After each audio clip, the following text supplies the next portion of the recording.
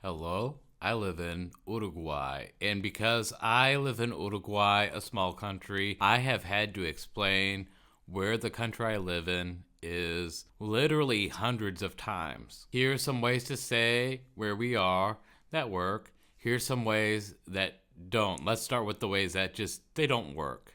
The first way that doesn't work is saying that we are between Brazil and Argentina. It seems obvious.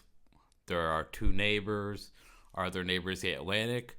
But as soon as we do that, people start thinking inland.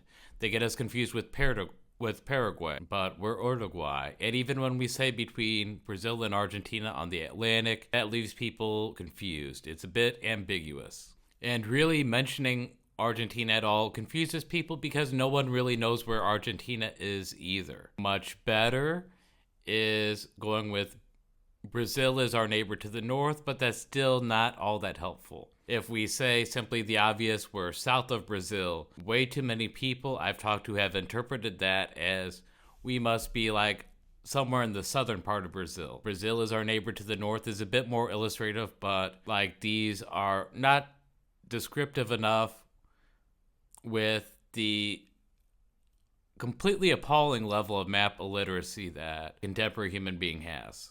Much better for people in the Americas. This one works is saying that you just head to the Atlantic coast and then you go south, and once you've gone past Brazil, we're just the next country there. For some reason that works.